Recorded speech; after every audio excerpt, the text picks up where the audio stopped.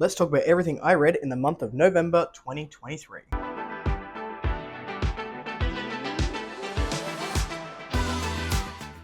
Hello everyone, welcome back to A Fictional Escapist. My name is Kris, and today's video is the wrap-up for November 2023.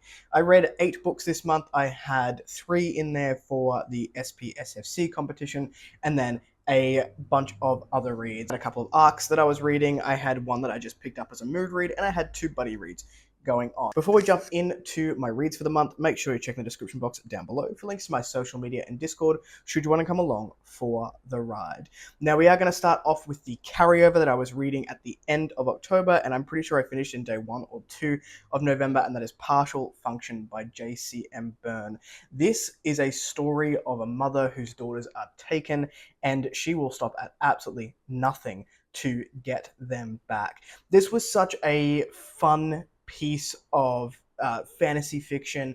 The magic was really interesting. It was fast-paced. The mother was sarcastic. There was a dog in it who just peed on everything and acted very much like a real-life dog, and we were absolutely here for it.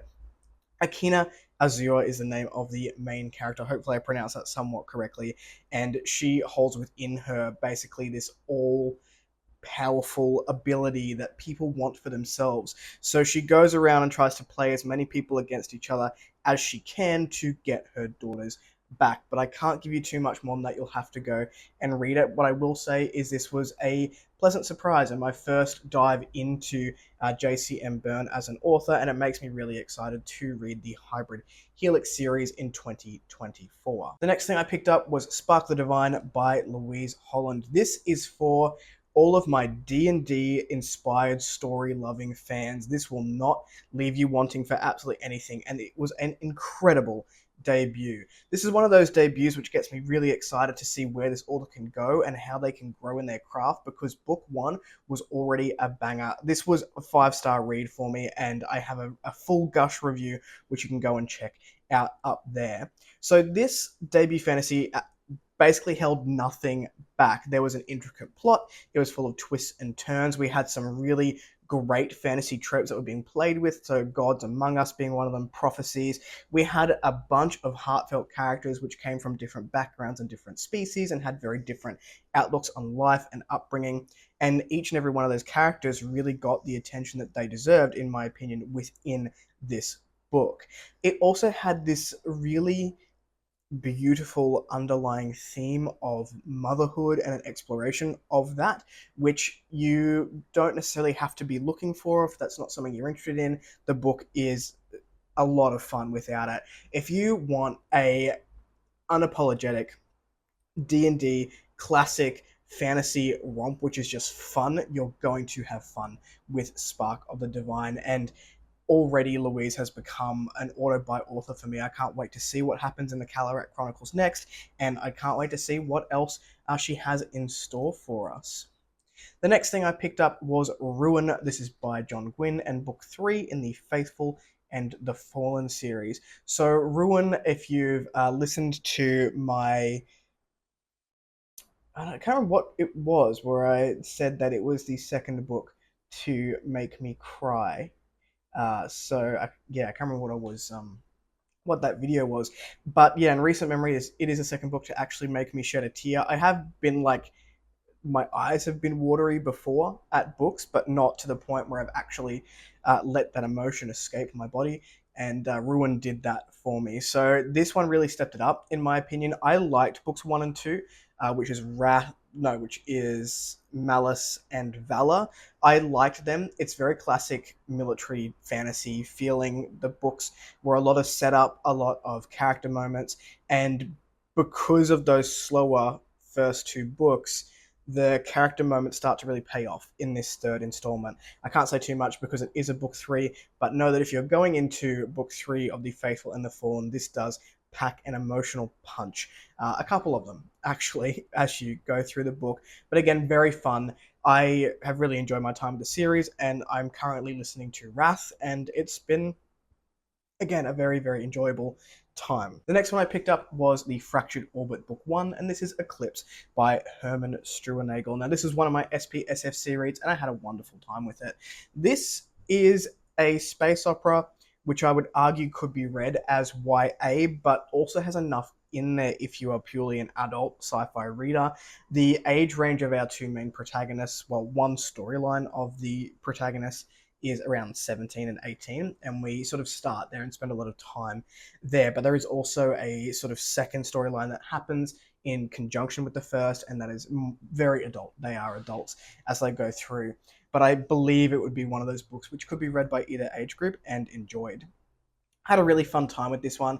This follows a young man named Django who has basically discovered that his whole life isn't really what it seems, and he's been lied to, and there is more to the world than he has been led to believe. And it's a really big journey of him coming to terms with, I liked my life, it was fine, I thought this is what I was going to do, and like that conversation of, is complacency and is comfort fine, or should we be striving for more? And that sort of came into that storyline. We had another storyline as well with Mika, who was once a notorious space pirate, I guess would be the best way to put her, and she's left that life behind. But someone intervenes when she's on a freight job, and she gets caught up in that world again. And then these two storylines sort of collide and overlap as we go through the rest of the book.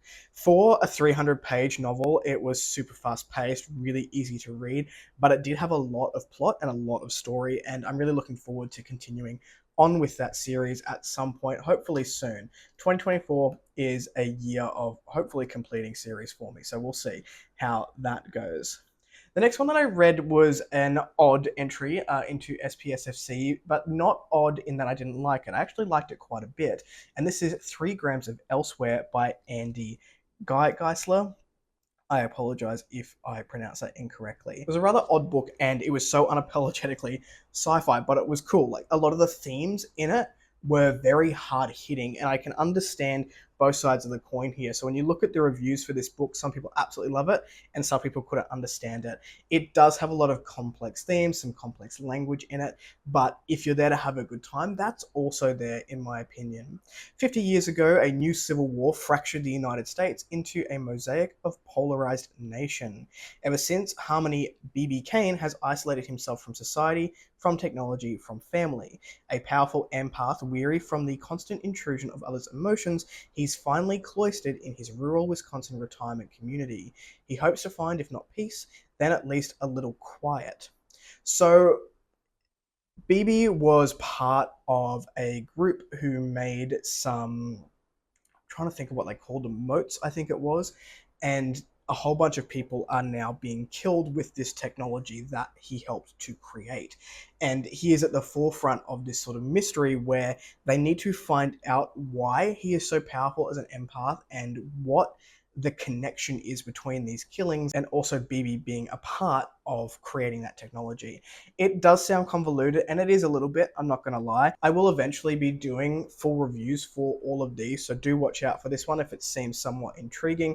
But it was really one of those books that I'm not mad that I read, because I had a pretty good time with it, even though it's not something I would necessarily go back to. And the last SPSFC book that I read for the month of November was Singularity Dawn, In Other Worlds, Volume 1 by Dalton Roberts. This was a really fun little novella. It was basically throwing a twist at the end of the world. So we were following a few people, but we follow Quinn for the main part, I would argue, who is on a trip with his brothers, and he realizes that his wallet or his phone goes missing, something goes missing, and then they start putting together that a whole bunch of stuff has started to go missing, and that's sort of where it starts. His neighbor sends his dog September over to ask for help because the thing that's gone missing from his neighbor is like a pin in his ankle or something from a previous surgery, and he can't walk. He needs like painkillers, he needs assistance.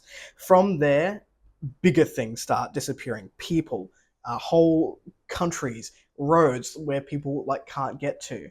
And everyone's sort of having this dream to get to a certain location, so it's about trying to get people to this location, about what's important. There's a lot of underlying family conversations in here, but it was just a lot of fun and a really cool, quirky twist on the end of the world. It made the end of the world more fun than something that's like purely dystopian.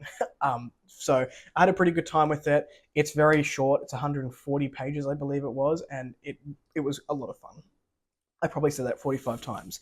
I did pick up a mood read in the month of November, which is something that I'm trying to lean a little bit more into. I'm not a mood reader. I will never be a mood reader, but not feeling guilty about going, oh, that looks cool. Maybe I'll give that a go on my shelf, and actually just picking it up at the time. So over the last couple of months, it's sort of happened once or twice where I've just picked it up and read the book. So I picked up Petition by Delilah Wan. This was very kindly sent to me, signed by the author when she donated a few for the community project that I did recently. So I thought, you know what? They're taking the time out of the day to send me a book. It's caught my attention. I really love fishing villages, which is ironic because I don't really like the ocean, as a setting for fantasy books, and this did not disappoint. So we follow Ray Lu in this book. She is trying to become a petitioner and make her parents proud because her parents have sacrificed so much for her to have the opportunity to do that.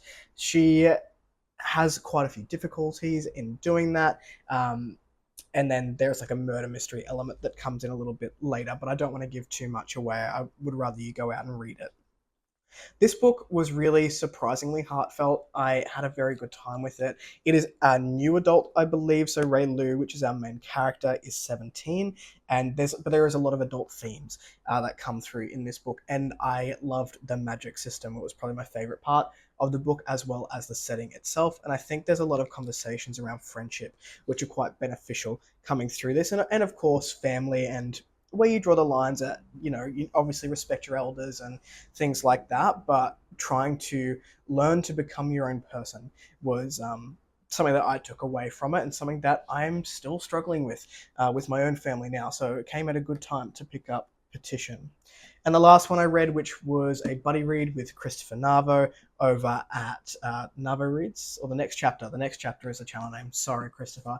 Was The Wolf of the Plains, or Birth of an Empire, depending on which edition you have picked up. This is the start of the story of Genghis Khan. So this was very much a backstory. It was a slow burn. We followed Temulin as he basically gets to the point where he decides he's going to be this persona. So it was a lot of his childhood, a lot of growing up, a lot of the decisions that were made that got him to that point. I really enjoyed this. I really like the audio, and I'll be picking up the audio for book 2 later in December. So looking forward to that.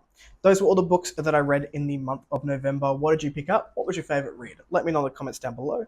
If you like the content, give it one of those. And if you want to see more of it, click subscribe at your will. And I will catch you in the next video. Ciao.